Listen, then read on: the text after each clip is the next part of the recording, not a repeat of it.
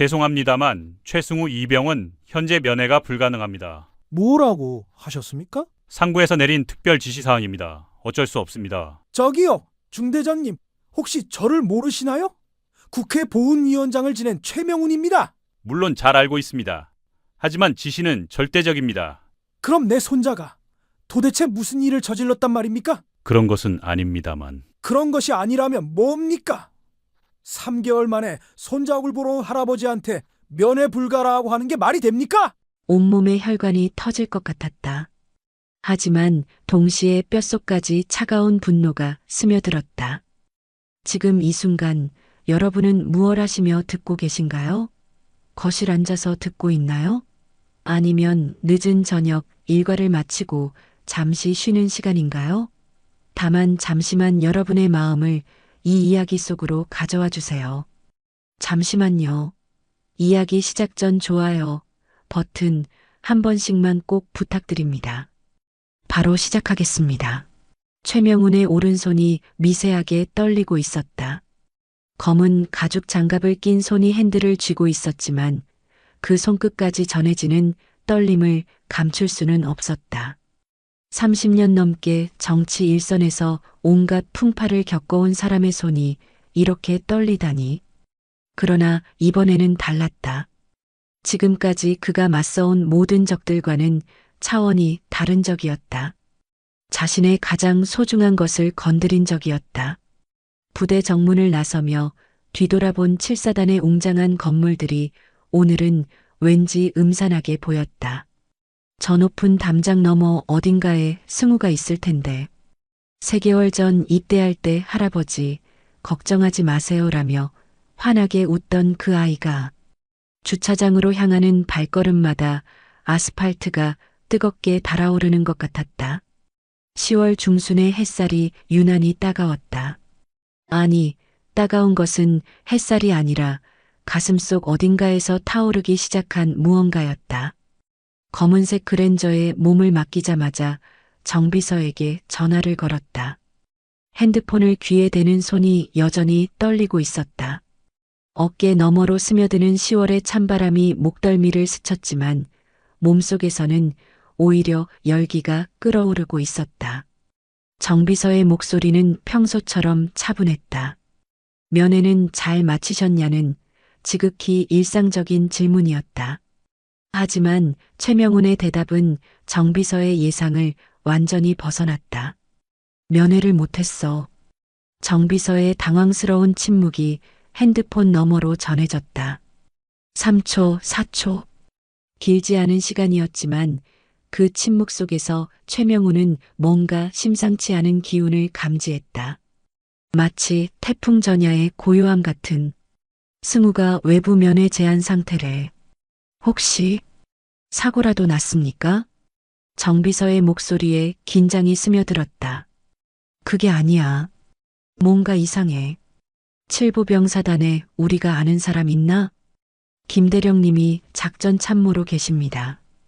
의원님 육사 동기분이시죠? 김대령한테 연락해봐. 조용히 알아보라고 해. 전화를 끊고 시동을 걸었다. 엔진 소리가 평소보다 거칠게 들렸다. 아니, 거친 것은 엔진 소리가 아니라 자신의 호흡이었다. 서울로 향하는 고속도로에 접어들면서 최명훈은 백미러로 점점 작아지는 부대를 바라봤다. 30년 전 자신도 저런 곳에서 군 생활을 했었지. 그때는 몰랐다. 군대라는 곳이 얼마나 폐쇄적이고 불합리한 곳인지, 얼마나 많은 젊은이들이 그 안에서 상처받고 있는지. 차창 밖으로 펼쳐지는 가을 풍경이 평소라면 마음을 편안하게 해줬을 텐데 오늘은 전혀 눈에 들어오지 않았다. 노랗게 물든 은행나무들, 붉게 타오르는 단풍들이 지나가고 있었지만 최명훈의 시선은 그 너머를 향하고 있었다. 머릿속은 온통 승우 생각뿐이었다. 승우는 작년까지만 해도 대학교 1학년이었다. 컴퓨터공학과에서 상위권 성적을 유지하며 성실히 공부했다. 친구들과의 관계도 좋았고 동아리 활동도 열심히 했다. 원래 계획으로는 2학년까지 마치고 입대할 예정이었는데 갑자기 마음을 바꿔 1학년만 마치고 들어갔다. 할아버지, 빨리 갔다 와서 공부에 집중하고 싶어요. 그때 승우가 한 말이었다. 어른스럽고 의젓한 손자가 자랑스러웠다. 군대에서도 전산 관련 특기를 받았다고 했을 때는 안전한 보직이라며 안심했었다. 통신병이면 전투부대보다는 상대적으로 안전할 거라고 생각했었다. 그런데 지금 무슨 일이 벌어지고 있는 것일까? 고속도로 휴게소에서 잠시 차를 세웠다. 화장실에 다녀오면서 거울에 비친 자신의 모습을 보았다. 67세의 나이가 그대로 드러나는 얼굴이었다. 이마의 주름, 희끗희끗한 머리카락, 눈가의 깊은 주름들. 그런데 오늘은 평소보다 더 늙어 보였다. 특히 눈빛이 달랐다. 불안과 분노가 뒤섞인 복잡한 감정이 그대로 드러나고 있었다. 30분쯤 지났을 때 정비서로부터 전화가 왔다. 평소보다 목소리가 약간 낮았다. 뭔가 조심스러워하는 기색이 역력했다. 의원님, 김대령님과 통화했습니다. 어떻게 말하던가 조금 이상하셨습니다. 말씀을 아주 조심스럽게 하시면서요. 최명훈의 미간이 좁혀졌다. 김대령은 평소 직설적이고 솔직한 성격으로 유명한 사람이었다. 육사 동기들 사이에서도 직진이라는 별명이 있을 정도였다. 어떻게? 며칠 후에 다시 연락드리겠다고 하시더라고요. 지금은 좀 곤란한 상황이라고. 며칠 후에? 김대령이 그런 식으로 말을 돌리는 사람이 아닌데. 네, 저도 그렇게 생각했습니다. 평소와는 완전히 다른 모습이셨어요. 최명훈의 직감이 경고음을 울리기 시작했다. 30년 정치 경험이 알려주는 위험 신호였다. 뭔가 매우 심각한 문제가 있다는 것을. 전화를 끊은 후 최명훈은 한동안 생각에 잠겼다. 차창 밖으로 지나가는 풍경을 보며 과거를 되짚어봤다. 김대령과 처음 만난 것은 육군사관학교 1학년 때였다. 같은 중대에서 생활하며 4년 동안 고락을 함께했다. 전역 후에도 꾸준히 연락을 주고받으며 지냈다.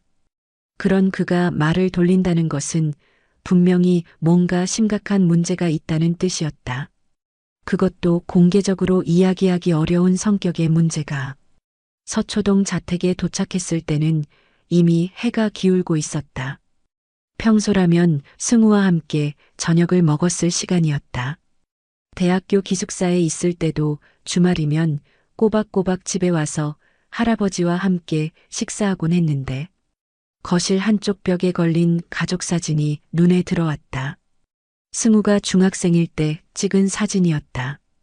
교복을 입고 할아버지 곁에서 환하게 웃고 있는 모습. 그때만 해도 키가 할아버지 어깨까지밖에 안 왔는데 입대하기 전에는 할아버지보다 훨씬 커져 있었다. 사진 속 승우의 얼굴을 가만히 들여다보며 최명훈은 생각했다. 저 순수한 미소를 지은 아이가 지금 어디선가 힘들어하고 있을까? 서재로 들어가 승우의 최근 사진을 꺼내 들었다. 대학교 입학식 때 찍은 사진이었다. 새내기다운 풋풋함과 함께 어딘가 의젓한 모습도 보였다. 부모를 일찍 여의고 할아버지 손에서 자란 아이답게 또래보다 성숙한 면이 있었다. 할아버지는 나쁜 사람들과 싸우시는 거예요? 어릴 때 승우가 물었던 말이 문득 떠올랐다. 그때 최명훈은 가슴이 뿌듯했다. 정의로운 일을 한다고, 약한 사람들을 도와준다고 대답했었다. 손자가 자신을 존경하는 눈빛으로 바라보던 그 순간을 지금도 생생히 기억한다.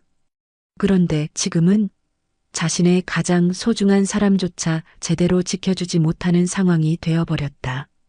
책상 위에 놓인 달력을 보니 승우가 입대한 지 정확히 3개월하고 2주가 지났다. 그동안 편지 2통을 받았고 전화 통화도 3번 했었다. 모두 별일 없다는 내용이었다. 할아버지, 걱정하지 마세요. 잘 지내고 있어요. 동기들도 좋은 사람들이고 간부들도 괜찮아요. 그런데 언제부터 연락이 끊겼을까? 생각해보니 지난 3주 동안은 아무런 소식이 없었다. 그때만 해도 단순히 바빠서 그러려니 했는데 이제 와서 생각해보니 그때부터 뭔가 이상했던 것 같다. 저녁을 간단히 해결하고 다시 서재로 들어갔다. 평소 같으면 승우와 함께 하루 있었던 이야기를 나누며 즐거운 시간을 보냈을 텐데 오늘은 음식이 목으로 넘어가지 않았다. 입맛이 완전히 사라져버렸다. 창밖으로 서울의 야경이 펼쳐져 있었다. 수많은 불빛들이 반짝이고 있었지만 최명훈의 마음은 그 어떤 불빛보다도 어두웠다. 평생 이런 무력감을 느껴본 적이 있었을까? 핸드폰이 울렸다. 모르는 번호였다. 평소라면 받지 않았을 텐데 오늘은 뭔가 예감이 들었다. 여보세요? 의원님이십니까? 낯선 남자 목소리였다. 젊은 목소리였지만 어딘가 긴장되어 있는 것 같았다. 숨을 헐떡이는 소리가 들렸다. 네, 그런데 누구시죠? 저는 7사단에서 근무하는 사람입니다. 이름은 말씀드리기 어렵고요. 최명훈의 심장이 빨라지기 시작했다. 온몸의 신경이 곤두섰다. 무슨 일로 연락하신 건가요? 승우 이병일로 연락드렸습니다. 그 순간 최명훈의 세계가 정지했다. 시간이 멈춘 것 같았다. 승우가 어떻게 됐습니까? 목소리가 떨렸다. 핸드폰을 쥔 손에 땀이 났다. 직접 만나서 말씀드리고 싶습니다. 내일 저녁 7시 화성시내 커피숍에서 잠깐 당신이 누군지도 모르는데 어떻게 승우가 많이 힘들어하고 있습니다. 그것만 알아두세요. 뚝 전화가 끊어졌다. 최명훈은 한동안 멍하니 핸드폰을 들여다봤다. 승우가 힘들어하고 있다는 말이 계속 머릿속을 맴돌았다. 도대체 무슨 일이 벌어지고 있는 것일까? 그날 밤 최명훈은 잠을 이루지 못했다. 침대에 누워서도 계속 천장을 바라보며 온갖 생각에 잠겼다.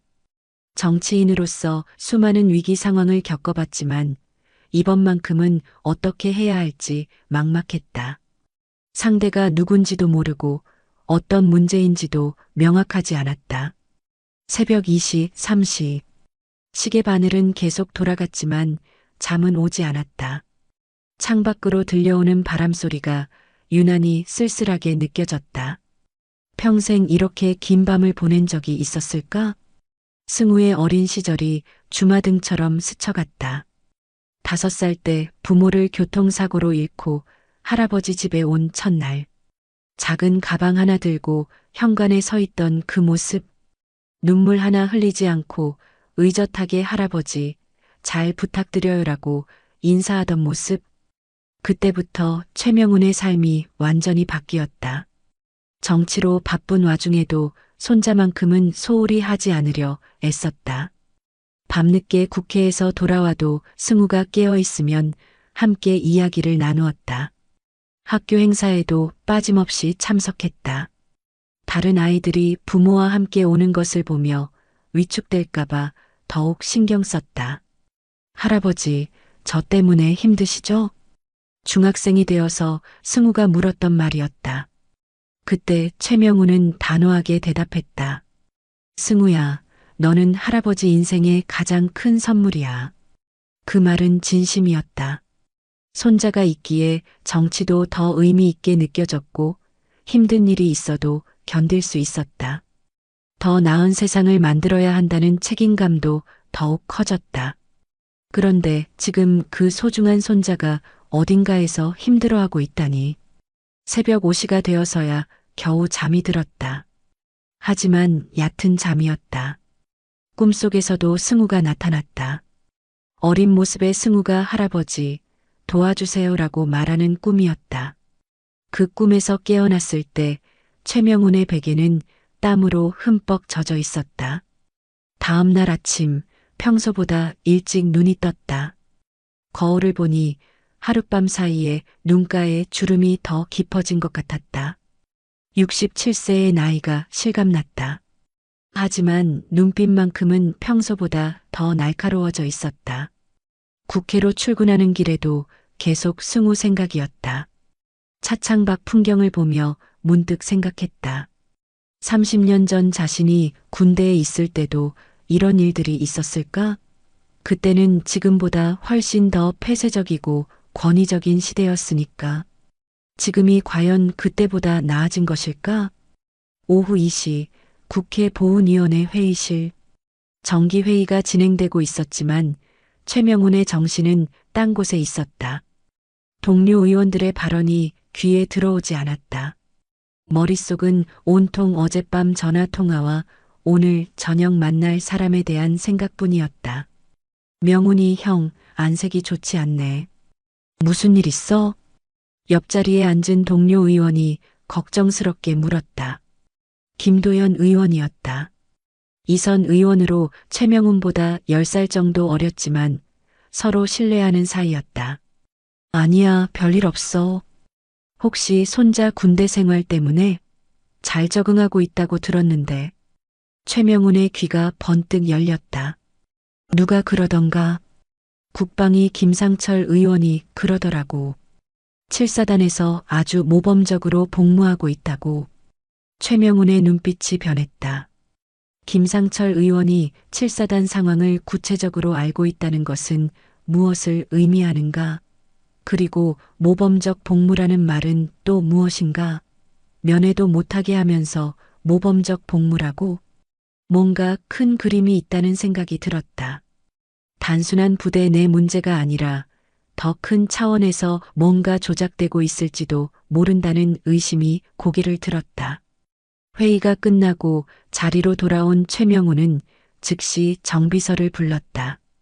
국방위 김상철 의원이 7사단 상황을 어떻게 알고 있는지 알아봐. 네, 알겠습니다. 혹시 다른 것도 조사할까요? 우리 쪽 동향도 파악해봐. 최근에 우리를 견제하려는 움직임이 있었는지. 정비서의 표정이 심각해졌다. 혹시 정치적인 문제와 연관이 있다고 보시는 겁니까? 아직은 확실하지 않아. 하지만 가능성은 있어. 정비서가 나간 후 최명훈은 창밖을 바라봤다. 국회 마당에 심어진 은행나무들이 노랗게 물들어가고 있었다. 10월의 늦은 오후 햇살이 나뭇잎 사이로 비쳐들고 있었다. 평화로운 풍경이었지만 최명훈의 마음은 전혀 평화롭지 않았다. 30년 정치 인생에서 터득한 직감이 경고음을 울리고 있었다. 뭔가 심상치 않은 일이 벌어지고 있다고. 저녁 7시 화성 시내의 조용한 커피숍. 최명훈은 구석진 자리에 앉아 기다리고 있었다. 평소에는 이런 은밀한 만남을 좋아하지 않았지만 지금은 다른 선택의 여지가 없었다. 커피 잔을 들고 있는 손이 미세하게 떨렸다. 긴장감이 온몸을 휘감고 있었다. 과연 어떤 사람이 올까? 어떤 이야기를 들려줄까? 7시 10분쯤 되어서 30대 초반으로 보이는 남자가 조심스럽게 다가왔다. 키는 보통이었지만 체격이 탄탄해 보였다. 군인 특유의 자세가 느껴졌다. 하지만 얼굴에는 긴장감과 두려움이 역력했다. 의원님이십니까? 네, 그런데 당신은? 저는 김민수입니다. 승우와 같은 소대. 아니, 같은 동기입니다. 최명훈은 김민수의 얼굴을 자세히 살펴봤다. 얼굴 왼쪽에 희미한 멍자국이 보였다. 거의 다 나아가는 상태였지만 분명히 멍자국이었다. 누군가에게 맞은 흔적이었다. 그 상처는 어떻게 된 겁니까? 김민수가 잠시 당황하는 표정을 보였다. 손으로 무의식적으로 얼굴을 만지며 대답했다. 그건 중요하지 않습니다. 승우 얘기를 하려고 왔어요. 승우가 어떻게 됐습니까? 솔직히 말해주세요. 김민수는 주변을 두리번거리며 목소리를 낮췄다. 마치 누군가 엿듣고 있을까봐 두려워하는 것 같았다. 저희가 힘든 일을 겪고 있습니다. 힘든 일이라면 박상사라는 분이 계세요. 그분이 저희한테 특별한 관심을 보이고 계시거든요. 최명훈의 표정이 굳어졌다. 특별한 관심이라는 말에서 불길한 예감이 들었다. 특별한 관심이라는 게 구체적으로 뭡니까? 김민수의 목소리가 더욱 작아졌다. 그의 눈에서 공포가 느껴졌다. 밤늦은 시간에 불러내서 훈련이라고 하시면서 별 의미 없는 기합을 주시고 온갖 일을 시키세요. 다른 동기들 앞에서 망신을 주기도 하고. 최명훈은 주먹을 꽉 쥐었다. 손톱이 손바닥에 박힐 정도로 세게 쥐었다. 계속 말해보세요.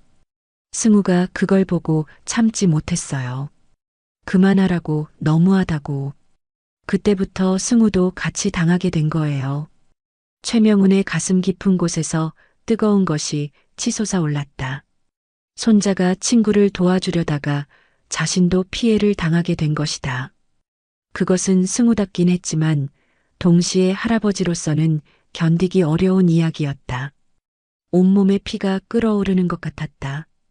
동시에 뼛속까지 차가운 분노가 스며들었다. 이런 감정을 느껴본 것이 언제였을까? 그래서 면회가 금지된 겁니까? 승우가 며칠 전에 박상사에게 정면으로 항의했어요. 더 이상 참을 수 없다고, 이건 잘못된 거라고. 그 일로 징계위원회까지 올라갔는데 갑자기 무마됐어요. 무마? 네. 대신 외부와의 접촉을 완전히 차단하라는 지시가 내려왔어요. 전화도 편지도 면회도 안 된다고. 최명훈은 드디어 전체 그림을 이해하기 시작했다. 손자가 부당한 대우에 맞서다가 문제가 생겼고 그것을 은폐하기 위해 외부와의 접촉을 차단한 것이었다. 그리고 그 배후에는 더 큰 손들이 있을 것이다. 당신은 왜 이런 위험을 무릅쓰고 저에게 연락한 겁니까? 김민수의 눈에 진정성이 느껴졌다. 젊은 나이에도 불구하고 의리를 아는 청년이었다. 승우가 저를 지켜주려다가 이런 일이 생긴 거예요. 제가 해야 할 일이라고 생각했습니다. 최명훈은 김민수를 바라봤다. 승우가 이런 친구를 두고 있다는 것이 그나마 다행스럽게 느껴졌다. 알겠습니다. 며칠만 기다려보세요. 제가 뭔가 해보겠습니다. 정말 도와주실 수 있나요? 제가 누군지 알고 계시죠? 김민수가 고개를 끄덕였다. 다만 한 가지 부탁이 있습니다. 승우한테 오늘 만난 일은 말하지 마세요. 괜한 걱정만 끼칠 수 있으니까. 네, 알겠습니다. 커피숍을 나서는 최명훈의 걸음이 평소보다 무거웠다. 하지만 동시에 그의 눈에는 결연한 의지가 불타오르고 있었다. 30년 정치 인생에서 터득한 모든 경험과 인맥을 총동원해서라도 손자를 구해내겠다는 결심이 섰다. 차를 타고 집으로 돌아가는 길에 최명훈은 생각했다. 지금까지 자신이 해온 정치가 과연 옳았을까? 타협과 거래를 통해 현실적인 결과를 추구하는 것이 정치라고 생각해왔다. 하지만 지금 자신의 가족이 위험에 처하자 모든 것이 달리 보였다. 이번에는 타협하지 않을 것이다. 이번에는 끝까지 가볼 것이다. 된 얼굴이었지만 눈빛만큼은 진지했다. 그때는 몰랐다. 그중 몇 명이 평생 씻을 수 없는 상처를 안고 살아가게 될 줄은. 사진 속 최명훈의 옆에 서 있는 박진우의 얼굴이 특히 또렷하게 보였다.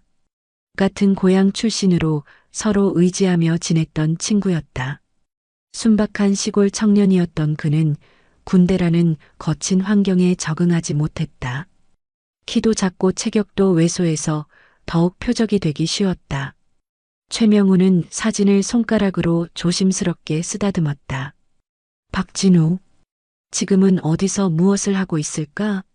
그때 일로 정신적 충격을 받아 저녁 후에는 연락이 끊어졌었다. 몇 번 찾아보려 했지만 행방을 알 수 없었다. 그때 최명훈에게도 박상사 같은 사람이 있었다. 최병장이라는 고참이었다. 키 180cm가 넘는 큰 체격에 험상궂은 얼굴을 한 사람이었다. 그는 신병들을 마치 자신의 소유물처럼 부렸다. 특히 약해 보이는 신병들을 골라서 괴롭히는 것을 즐겼다. 야, 너희들 뭘 배우러 왔냐? 정신력을 배우러 온 거야. 최병장이 항상 하던 말이었다.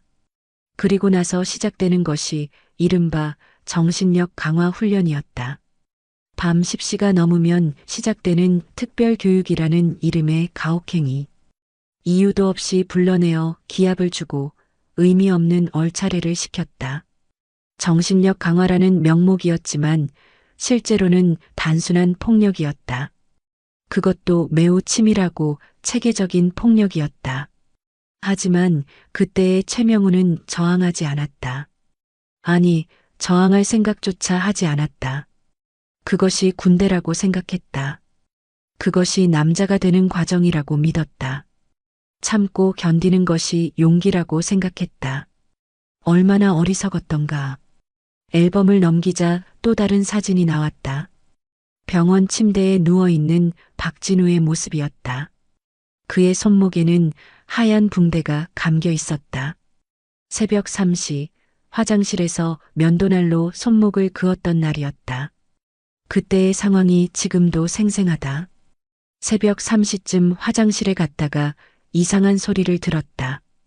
흐느끼는 소리 같기도 하고 뭔가 긁는 소리 같기도 했다. 조심스럽게 다가가서 칸막이 문을 열었을 때 본 광경을 평생 잊을 수 없다. 바닥에 쓰러진 박진우, 그의 손목에서 흘러나오는 피, 그리고 그 옆에 떨어진 면도날. 만약 최명훈이 조금만 늦게 발견했다면 박진우는 그날 밤 죽었을 것이다. 다행히 빨리 발견해서 생명은 구했지만 그의 정신은 이미 많이 상해 있었다. 결국 정신적 후유증으로 의병 전역하게 되었다. 그 후 고향으로 돌아갔지만 사회 적응에 어려움을 겪었다고 들었다. 그때의 충격을 최명우는 지금도 생생히 기억한다. 왜 자신은 그때 아무것도 하지 않았을까? 왜 박진우를 도와주지 못했을까? 최병장의 가혹행위를 보고도 왜 침묵했을까? 그 후로 최명우는 줄곧 생각해왔다. 과연 자신이 옳았을까? 침묵하는 것이 정답이었을까? 참는 것이 진짜 용기일까?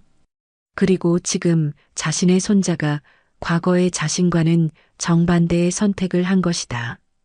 부당한 일을 보고 참지 못해서 나섰다가 자신도 피해자가 되었다.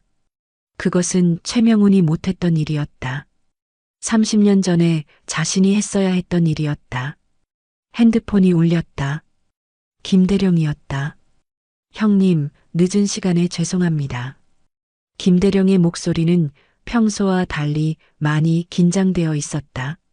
목소리 톤도 평소보다 한 옥타브 낮았다. 아니야, 기다리고 있었어. 어떻게 된 거야? 전화로는 좀 어려울 것 같습니다. 직접 만나서 말씀드리고 싶은데요. 그래, 어디서 만날까? 내일 오전 10시 용산역 근처에. 위치 문자로 보내드리겠습니다. 그런데 왜 그렇게 조심스러워해? 무슨 큰일이라도 났나? 잠시 침묵이 흘렀다. 그 침묵 속에서 최명우는 사태의 심각성을 짐작할 수 있었다. 형님, 이 문제가 생각보다 복잡할 수 있습니다. 전화를 끊은 후 최명우는 다시 앨범을 들여다보았다. 이번에는 승우의 어린 시절 사진들이 나왔다. 7살 승우가 할아버지 손을 잡고 환하게 웃고 있는 사진. 부모를 잃은 지 2년이 지난 후 찍은 사진이었다. 처음 할아버지 집에 왔을 때는 거의 말을 하지 않았던 아이가 이렇게 밝게 웃을 수 있게 되기까지 얼마나 많은 시간과 노력이 필요했던가. 승우는 5살 때 부모를 교통사고로 잃었다. 아버지는 최명훈의 외아들이었고 어머니는 착하고 현명한 며느리였다. 둘 다 너무 일찍 세상을 떠났다. 아들은 최명훈과 같은 법대를 나와 판사가 되었고 며느리는 간호사였다. 앞으로 얼마나 행복했을 텐데. 사고 소식을 들었을 때의 충격을 최명훈은 지금도 잊을 수 없다. 정치로 바쁘다는 핑계로 아들과 며느리를 제대로 챙기지 못했던 죄책감이 밀려왔다. 그리고 이제 5살밖에 안 된 손자를 어떻게 키워야 할지 막막했다. 하지만 승우가 있었기에 슬픔을 이겨낼 수 있었다. 그 작은 아이를 키우면서 최명훈은 인생의 새로운 의미를 찾았다. 정치도 더 의미 있게 느껴졌다. 더 나은 세상을 만들어야 한다는 책임감이 생겼다. 승우는 영리한 아이였다. 어릴 때부터 할아버지의 일에 관심을 보였다. 뉴스를 보면서 모르는 것이 있으면 질문했고 할아버지의 설명을 진지하게 들었다. 또래 아이들이 만화나 게임에 빠져 있을 때 승우는 신문을 읽고 있었다. 할아버지, 나쁜 사람들이 왜 있어요? 초등학교 3학년 때 승우가 물었던 말이었다. 학교에서 왕따를 당하는 친구를 도와주다가 자신도 괴롭힘을 당했던 날이었다. 그때도 승우는 지금과 똑같은 선택을 했었다. 약한 친구를 도와주는 것. 승우야, 세상에는 나쁜 사람도 있고 좋은 사람도 있단다. 중요한 건 우리가 어떤 사람이 되느냐야. 그때 최명훈이 해준 말이었다. 옳은 일을 하다가 힘들어도 포기하면 안 돼. 그것이 진짜 용기란다. 그런데 지금 승우가 바로 그 용기를 보여주고 있는 것이다. 친구를 도와주다가 자신도 어려움에 처했지만 굽히지 않는 것. 그런데 할아버지인 자신은 뭘 하고 있는가? 다음 날 오전 10시 용산역 근처의 조용한 찻집. 김대령이 먼저 와서 기다리고 있었다. 평소보다 많이 수척해 보였다. 군인 특유의 꼿꼿한 자세도 어딘가 위축되어 보였다. 주변을 계속 살피는 모습이 마치 누군가를 경계하는 것 같았다. 형님, 오랜만입니다. 그래, 앉아. 그런데 왜 그렇게 긴장해? 김대령은 찻잔을 들고 있는 손이 미세하게 떨리고 있었다. 30년 넘게 군복을 입고 산 사람의 손이 떨린다는 것은 상당히 심각한 문제가 있다는 뜻이었다. 7사단에서 문제가 있습니다. 상당히 심각한 문제입니다. 어떤 문제? 승우 이병과 관련된 일이 맞습니다. 그런데 이게 단순히 부대 내부의 일이 아닙니다. 최명훈의 표정이 굳어졌다. 무슨 뜻이야? 김대령은 주변을 한 번 더 살핀 후 목소리를 더욱 낮췄다. 며칠 전 갑자기 사단장에게 지시가 내려왔습니다. 최승우 이병과 관련된 모든 일을 조용히 처리하라는 거였어요. 누구 지시? 그건 정확히는 모르겠습니다. 하지만 상당히 높은 곳에서 온 것 같습니다. 김대령의 증언에 따르면 박 상사의 가혹행위는 이미 여러 번 문제가 되었다고 했다. 하지만 매번 상급자들의 비호로 무마되어 왔다는 것이었다. 그런데 이번에는 상황이 다르다는 것이었다. 박 상사는 사실 여러 번 징계를 받았어야 할 사람입니다. 하지만 매번 누군가의 개입으로 무마되어 왔어요. 누구의 개입? 그건 정확히 알 수 없지만 정치권과 연결고리가 있다는 소문이 있습니다. 최명훈의 혈관에 차가운 분노가 흘렀다. 정치권과 연결고리라니. 그런데 이번에는 다릅니다. 승우 이병이 국회의원 손자라는 게 알려지면서 상황이 복잡해졌어요. 복잡해졌다는 게 어떤 사람들은 이 기회에 박 상사를 처벌하자고 하고 또 어떤 사람들은 조용히 덮자고 합니다.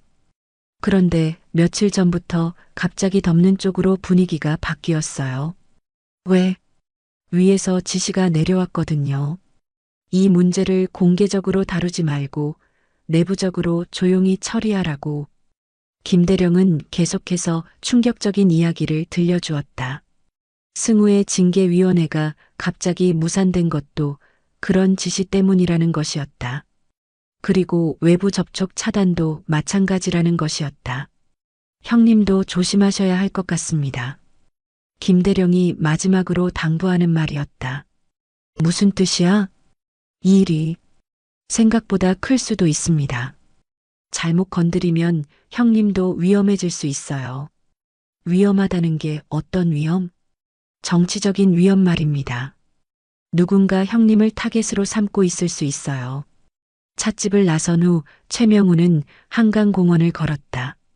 10월의 차가운 바람이 뺨을 스쳤지만 느껴지지 않았다. 머릿속은 온통 복잡한 생각들로 가득했다. 30년 정치 인생에서 이런 식의 음모를 경험해 본 것은 처음이 아니었다. 하지만 가족을 끌어들인 것은 처음이었다. 누군가 선을 넘었다. 한강을 바라보며 최명우는 생각했다.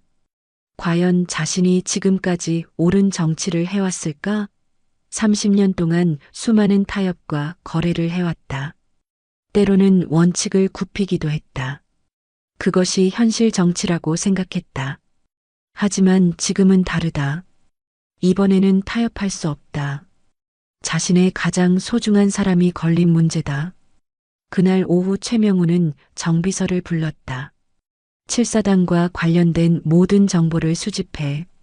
어떤 정보 말씀이십니까? 박상사라는 인물에 대해서도 알아보고 최근 우리와 관련된 정치적 동향도 파악해봐. 정비서의 표정이 심각해졌다. 혹시 무슨 큰일이 벌어지고 있는 겁니까? 최명우는 간단히 설명했다. 손자가 군대에서 부당한 일을 당하고 있다는 것, 그리고 그 배후에 정치적 의도가 있을 수 있다는 것. 즉시 알아보겠습니다. 정비서가 나간 후 최명우는 창밖을 바라봤다. 국회 건물 주변의 가로수들이 가을색으로 물들어가고 있었다. 계절은 변하고 있었지만 자신을 둘러싼 상황은 점점 더 어두워지고 있었다. 저녁 8시 최명훈의 자택. 혼자서 저녁을 먹으며 승우를 생각했다.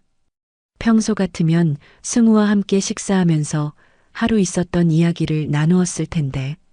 할아버지, 저 군대 가서도 할아버지처럼 정의로운 사람이 될 수 있을까요? 입대 전날 밤 승우가 물었던 말이 계속 머릿속을 맴돌았다. 그때 최명우는 뿌듯했다. 손자가 자신을 롤모델로 생각한다는 것이 승우야 할아버지보다 더 나은 사람이 될 거야. 그때 최명훈이 해준 대답이었다. 그런데 지금 그 말이 현실이 되고 있는 것 같았다. 승우는 할아버지가 못했던 일을 하고 있었다. 부당한 일에 맞서는 용기를 보여주고 있었다. 핸드폰이 울렸다. 정비서였다.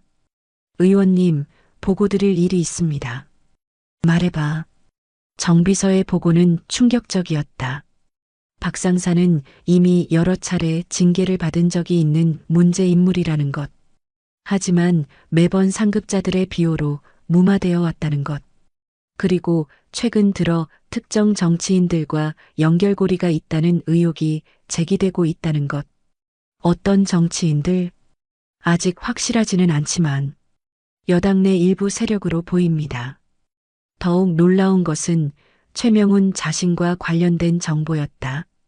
최근 여당 내에서 최명훈을 견제하려는 움직임이 있다는 것. 특히 내년 총선을 앞두고 그의 영향력을 약화시키려는 시도가 있다는 것. 구체적으로 어떤 움직임이 있었나? 의원님이 보훈위원장 시절에 추진했던 군 인권 관련 정책들이 일부 기득권층의 반발을 샀던 것 같습니다. 그분들이 의원님을 정치적으로 고립시키려 한다는 정보가 있습니다. 누구들이? 김상철 의원을 중심으로 한 그룹으로 보입니다. 그들이 의원님의 약점을 찾고 있었다는 정보도 있고요. 모든 퍼즐이 맞춰지기 시작했다. 누군가가 자신을 정치적으로 타격하기 위해 손자를 이용하고 있는 것이었다. 그들은 최명훈이 손자를 구하기 위해 어떤 타협이라도 할 것이라고 계산한 것이다. 하지만 그들은 잘못 계산했다. 최명우는 30년 정치 인생에서 단 한 번도 부당한 압력에 굴복한 적이 없었다. 그리고 지금도 마찬가지였다. 더 자세한 정보를 수집해봐. 그리고 언론 쪽 인맥도 활용해보자. 네, 알겠습니다. 혹시 공개적으로 문제를 제기하실 생각이십니까? 아직은 확실하지 않아. 하지만 가능성은 있어. 그날 밤 최명우는 중요한 결정을 내렸다. 이 문제를 정면 돌파하기로 한 것이다. 조용히 타협하는 대신 모든 것을 공개하고 정면 승부를 하기로 한 것이다. 30년 전 박진우를 제대로 도와주지 못했던 죄책감이 여전히 가슴 한편에 남아 있었다. 이번에는 그때와 달라야 했다. 이번에는 포기하지 않을 것이다. 다음 날 새벽 최명우는 평소보다 일찍 일어났다. 거울을 보니 하룻밤 사이에 또 늙은 것 같았다. 하지만 눈빛만큼은 예전보다 더 결연해 보였다. 마치 큰 결심을 내린 사람의 눈빛이었다. 정비서에게 전화를 걸었다. 친분 있는 기자들 연락처 좀 알아봐. 그리고 오늘 7사단에 가려고 하는데 함께 갈 사람들을 섭외해봐. 혹시 공개적으로 문제를 제기하시려는 겁니까? 그래. 이제 숨을 이유가 없어. 정비서의 목소리가 걱정스러워졌다. 위험하지 않을까요? 위험한 건 승우야. 할아버지인 내가 위험을 무서워해서 어떻게 하나? 전화를 끊고 최명우는 창밖을 바라봤다.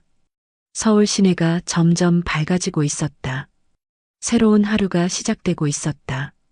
그리고 오늘이 모든 것을 결정하는 날이 될 것 같았다. 30년 정치 인생에서 가장 중요한 하루가 될지도 모르는 오늘. 최명우는 두려움보다는 오히려 해방감을 느꼈다. 드디어 진짜 자신다운 일을 할 수 있게 된 것 같았다. 승우야, 할아버지가 간다. 2024년 10월 18일 새벽 6시. 최명우는 정비서와 함께 서울을 떠나 화성으로 향했다. 차 안의 공기가 팽팽했다. 이번에는 단순한 면회가 아니었다. 전쟁이었다. 진실과 거짓, 정의와 불의 사이의 전쟁이었다. 평소 친분이 있는 기자 2명이 함께했다. KBS의 김 기자와 조선일보의 박 기자였다. 둘 다 군 관련 문제를 전문적으로 다뤄온 경험이 있는 사람들이었다. 그리고 무엇보다 최명훈을 믿고 따르는 사람들이었다. 의원님, 정말 큰 결심을 하신 거군요. 김 기자가 말했다. 30년 기자 생활에서 이런 상황을 여러 번 봤지만 이번만큼은 느낌이 달랐다. 큰 결심이라기보다는 해야 할 일을 하는 거죠. 최명훈의 목소리는 차분했지만 그 안에 강철 같은 의지가 담겨 있었다. 고속도로를 달리며 최명훈은 마음속으로 각오를 다졌다. 오늘의 선택이 자신의 정치적 미래를 완전히 바꿀 수도 있다는 것을 알고 있었다. 하지만 그보다 중요한 것은 손자의 안전이었다. 그리고 정의였다. 차창 밖으로 지나가는 풍경이 유난히 선명하게 보였다. 마치 인생의 마지막 풍경이라도 보는 것처럼. 가을 하늘은 높고 푸르렀고 들판은 황금빛으로 물들어 있었다. 아름다운 풍경이었지만 최명훈의 마음은 전쟁터로 향하는 전사의 심정이었다. 의원님, 정말 괜찮으시겠어요? 이렇게 공개적으로 문제를 제기하시면. 정비서가 걱정스러운 목소리로 물었다. 괜찮다. 아니, 괜찮지 않아도 해야 할 일이야. 최명훈의 목소리는 더욱 단호해졌다. 67년 인생에서 이렇게 확신에 찬 적이 얼마나 있었을까. 오전 9시 7사단 정문 앞. 최명훈 일행이 도착하자 부대는 순식간에 발칵 뒤집혔다. 평소라면 미리 연락을 하고 정중하게 면회 신청을 했을 텐데 이번에는 예고 없이 나타났다. 그것도 언론과 함께. 부대 경비병들이 당황하며 내부에 연락을 취했다. 무전기에서 튀어나오는 긴급한 목소리들이 들렸다. 국회의원이 기자들과 함께 왔다. 어떻게 하라고 지시하시면 되겠습니까? 10분쯤 지나자 사단장이 직접 나왔다. 평소 당당했던 모습과는 달리 명백히 긴장하고 있었다. 이마에 땀이 송글송글 맺혀 있었고 손이 미세하게 떨리고 있었다. 의원님, 갑자기 어떻게... 사단장님, 안녕하십니까? 제 손자 최승우를 면회하러 왔습니다. 최명훈의 말은 정중했지만 단호했다. 30년 정치인의 경험이 고스란히 묻어나는 위엄이 있었다. 그런데 기자분들은... 사단장이 기자들을 힐끗거리며 말을 흐렸다. 지금까지 제 손자가 면회도 못하는 상황이 계속되고 있어서 언론의 도움을 받게 되었습니다. 김 기자가 카메라를 들고 나섰다. 사단장님, 혹시 부대 내에서 특별한 문제가 있었습니까? 왜 국회의원의 손자가 면회조차 할 수 없는 상황인 건가요? 사단장은 식은땀을 흘리며 대답했다. 그런 일은 절대 없습니다. 모든 장병이 건전하고 모범적으로 복무하고 있습니다. 그럼 왜 면회가 금지된 겁니까? 박 기자가 추궁했다. 30년 기자 생활의 노하우가 발휘되는 순간이었다. 그건 부대 내부 사정으로. 부대 내부 사정이라는 게 구체적으로 무엇입니까? 최명훈이 끼어들었다. 30년 정치인의 경험이 발휘되는 순간이었다. 사단장님, 저는 오늘 여기에 국회의원 최명훈이 아니라 손자 최승우의 할아버지로 왔습니다. 제 손자를 만나게 해주십시오. 사단장은 어쩔 줄 몰라 했다. 갑작스런 상황에 대응할 매뉴얼이 없었던 것이다. 잠시 고민하던 그가 입을 열었다. 잠시만 기다려 주십시오. 내부적으로 확인해 보겠습니다. 사단장이 들어간 후 20분이 지났다. 그 20분이 20시간처럼 길게 느껴졌다. 최명훈은 부대 정문을 바라보며 생각했다. 저 안에 승우가 있다. 3개월 만에 볼 수 있을까? 드디어 사단장이 나왔다. 얼굴이 더욱 창백해져 있었다. 면회는 허용하되 30분으로 제한하겠습니다. 최명훈은 받아들였다. 30분이라도 승우를 볼 수 있다면. 면회실로 향하는 길에 최명훈의 가슴이 빨리 뛰기 시작했다. 3개월 만에 보는 손자가 어떤 모습일까? 김일병의 말처럼 많이 힘들어하고 있을까? 면회실은 차갑고 삭막했다. 회색 콘크리트 벽, 차가운 형광등, 그리고 가운데 놓인 플라스틱 의자들. 이런 곳에서 가족을 만나야 한다니. 면회실 문이 열리고 승우가 들어왔을 때 최명훈은 충격을 받았다. 3개월 전 입대할 때의 통통하고 건강한 모습은 온데간데 없었다. 얼굴이 많이 야위어 있었고 눈 밑에는 다크서클이 깊게 패여 있었다. 눈빛도 예전 같지 않았다. 하지만 할아버지를 보는 순간 억지로라도 웃으려고 애쓰는 모습이 더욱 마음 아팠다. 할아버지. 승우의 목소리가 떨리고 있었다. 3개월 만에 듣는 손자의 목소리였지만 예전과는 달랐다. 뭔가 상처받은 사람의 목소리였다. 승우야, 많이 힘들었지? 최명훈도 목이 메었다. 하지만 기자들이 보고 있는 상황에서 너무 감정적으로 행동할 수는 없었다. 괜찮아요. 할아버지가 걱정하실까봐. 승우야, 할아버지한테는 거짓말하지 마. 무슨 일이 있었는지 말해봐. 승우는 처음에는 말을 꺼내기 어려워했다. 하지만 할아버지의 격려와 기자들의 존재가 용기를 주었던 것 같다. 조금씩 이야기를 시작했다. 동기 중에 김민수라는 친구가 있어요. 그 친구가 박상사님한테 계속 괴롭힘을 당했어요. 승우의 목소리가 점점 작아졌다. 그때의 상황을 떠올리는 것 자체가 고통스러운 모양이었다. 어떤 괴롭힘? 밤늦게 불러내서 의미 없는 훈련을 시키고 다른 동기들 앞에서 망신을 주고 때로는 손찌검도 했어요. 김 기자가 메모를 하며 질문했다. 그래서 어떻게 됐나요? 저는 처음에는 참고 있었어요. 하지만 점점 심해지는 걸 보고 참을 수 없었어요. 그래서 끼어들었죠. 끼어들었다는 게 박상사님한테 그만하라고 했어요. 너무 심하다고, 이건 잘못된 거라고. 승우의 목소리가 점점 떨렸다. 그때의 상황이 얼마나 무서웠을지 짐작할 수 있었다. 그랬더니 그때부터 저도 같이 당하게 됐어요. 아니, 저한테 더 심하게 했어요. 제가 국회의원 손자라는 걸 알고 나서는 최명훈의 주먹이 꽉 쥐어졌다. 손자가 당한 일을 구체적으로 듣고 있으니 가슴이 찢어질 것 같았다. 온몸의 피가 거꾸로 흐르는 것 같았다. 며칠 전에는 정말 참을 수 없어서 박상사님한테 정면으로 항의했어요. 이건 잘못된 거라고, 신고하겠다고. 그래서 징계위원회에 회부됐어요. 하지만 갑자기 무마됐어요. 대신 외부 접촉이 모두 차단됐죠. 승우의 증언은 김일병의 말과 정확히 일치했다. 그리고 더 구체적인 내용들도 나왔다.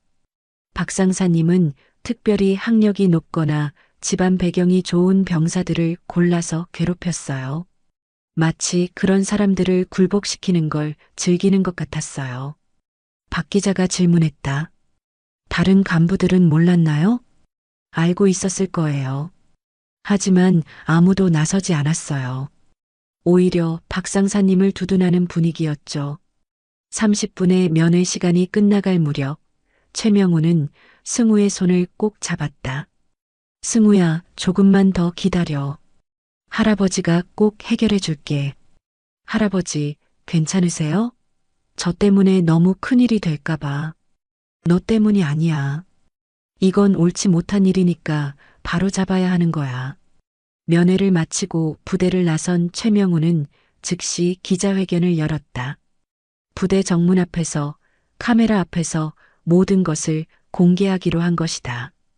저는 오늘 여기에 국회의원 최명훈이 아니라 손자 최승우의 할아버지로서 섰습니다.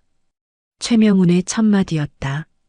그의 목소리에는 30년 정치인의 노련함과 동시에 한 사람의 할아버지로서의 간절함이 담겨 있었다. 지금까지 알아낸 사실들을 말씀드리겠습니다. 최명훈은 준비해온 자료들을 공개했다.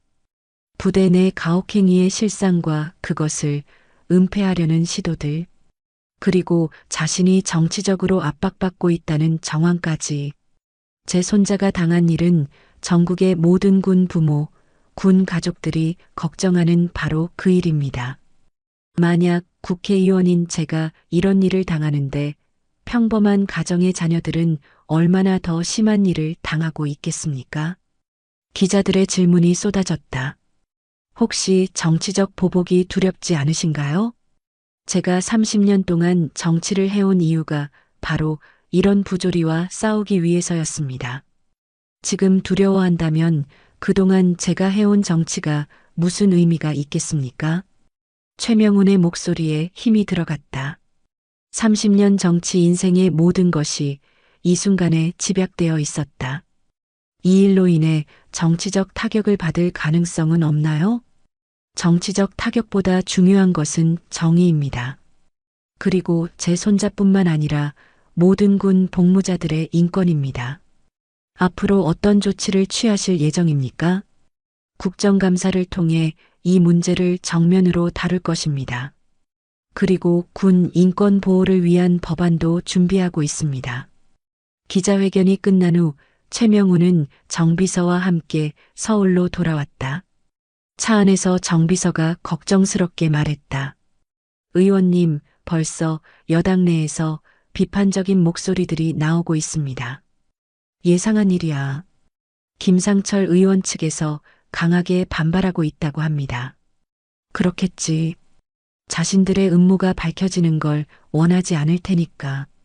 정말 괜찮으실까요? 괜찮아. 아니, 괜찮지 않아도 해야 할 일이었어. 그날 저녁 최명훈의 기자회견은 전국의 모든 뉴스에서 톱뉴스로 다뤄졌다.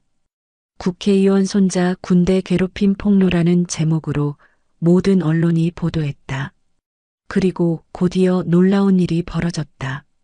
다른 부대에서도 비슷한 사례들이 제보되기 시작한 것이다. 최명훈의 용기가 다른 피해자들에게도 용기를 준 것이었다. 전국 각지에서 군 가족들의 제보가 쇄도했다.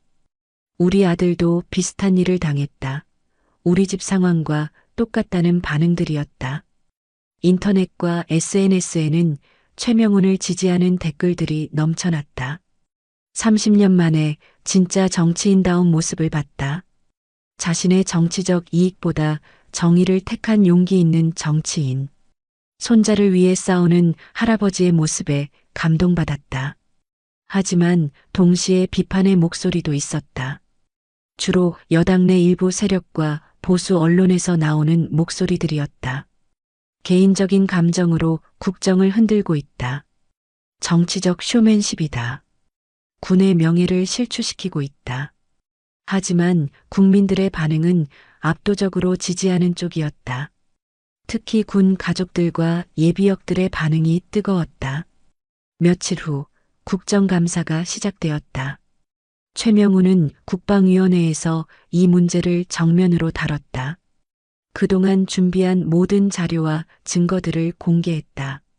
국방부 장관이 출석한 자리에서 최명훈은 7사단뿐만 아니라 다른 부대에서도 비슷한 일들이 벌어지고 있다는 증거들을 제시했다.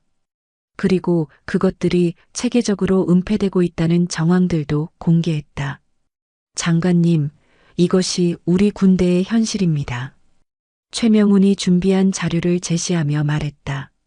전국 각지의 부대에서 일어나고 있는 가혹행위 사례들, 그리고 그것들을 은폐하려는 시도들의 증거들이었다. 국방부 장관은 완전히 당황했다. 예상하지 못했던 공격이었다. 즉시 전면적인 조사를 실시하겠습니다. 관련자들을 엄중 처벌하겠습니다. 하지만 최명훈은 거기서 멈추지 않았다. 장관님, 단순히 몇 명을 처벌하는 것으로는 해결되지 않습니다. 이런 일들이 반복되는 이유는 군대 내부의 구조적 문제 때문입니다. 최명훈은 구체적인 대안들을 제시했다. 군 인권센터의 권한 확대, 외부 감시 시스템 구축, 피해자 보호제도 개선 등이었다.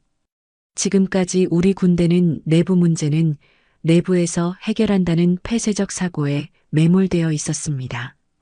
하지만 이제는 바뀌어야 합니다. 최명훈의 발언은 국정감사장을 압도했다. 여야 의원들 모두가 박수를 쳤다. 심지어 평소 최명훈과 정치적으로 대립했던 의원들도 이번에는 지지를 표명했다.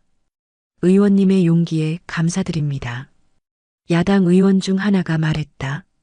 이런 문제는 정파를 떠나서 함께 해결해야 할 일입니다. 그의 발언은 큰 반향을 일으켰다. 국민들의 압도적인 지지가 쏟아졌다. 일주일 후 드디어 결과가 나왔다.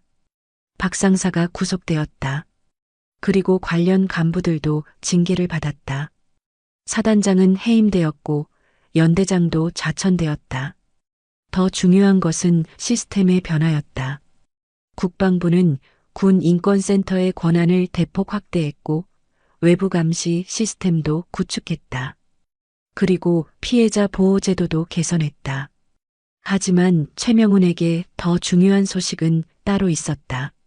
승우가 정상적인 면회와 통신이 가능해졌다는 것. 그리고 부대 내에서의 대우도 크게 개선되었다는 것. 무엇보다 승우 자신이 변했다. 전화 통화에서 들려오는 목소리가 예전처럼 밝아졌다는 것이 가장 기뻤다. 할아버지, 정말 고마워요. 할아버지가 자랑스러워요. 승우가 전화해서 한 말이었다. 승우야, 내가 더 자랑스럽다. 옳은 일을 위해 싸웠으니까. 한 달 후 최명훈은 다시 7사단을 찾았다. 이번에는 정식 면회 절차를 통해서 새로 부임한 사단장이 직접 나와서 영접했다. 의원님께서 용기 있게 문제를 제기해 주신 덕분에 우리 부대가 많이 바뀔 수 있었습니다. 감사합니다. 면회실에서 만난 승우는 확실히 달라져 있었다. 얼굴에 생기가 돌았고 눈빛도 예전처럼 맑아졌다. 체중도 다시 늘어서 건강해 보였다. 할아버지, 정말 고마워요. 할아버지가 자랑스러워요. 승우가 한 첫마디였다. 승우야, 내가 더 자랑스럽다. 친구를 도와주려다가 어려움을 겪었지만 끝까지 포기하지 않았으니까. 처음에는 정말 무서웠어요. 하지만 할아버지가 어릴 때부터 가르쳐 주신 대로 했어요. 옳지 않은 일은 참으면 안 된다고 하셨잖아요. 할아버지와 손자는 서로의 손을 꼭 잡았다. 그 손길에는 말로 표현할 수 없는 깊은 감정들이 담겨 있었다. 김민수는 어떻게 됐나? 많이 좋아졌어요. 할아버지 덕분에 다른 피해를 당했던 동기들도 모두 정상적인 생활을 할 수 있게 됐어요. 최명우는 뿌듯함을 느꼈다. 자신의 선택이 옳았다는 확신이 들었다. 6개월 후 2025년 4월 최명우는 국회에서 군 인권보호법 개정안을 발의했다. 그동안의 경험을 바탕으로 직접 만든 법안이었다. 군 복무자들의 인권을 보다 체계적으로 보호하고 가혹행위를 근절하기 위한 구체적이고 실질적인 방안들이 담겨 있었다. 법안의 핵심 내용은 이러했다. 군 인권센터의 독립성과 권한 강화, 외부 전문가들로 구성된 감시위원회 설치, 피해자 보호 프로그램 확대, 그리고 가혹행위 가해자에 대한 강력한 처벌 규정 등이었다. 법안은 여야를 초월한 압도적인 지지를 받으며 국회를 통과했다. 많은 의원들이 최명훈의 진정성과 용기에 감동받았던 것이다. 심지어 평소 그와 정치적으로 대립했던 야당 의원들도 이번에는 적극 지지했다.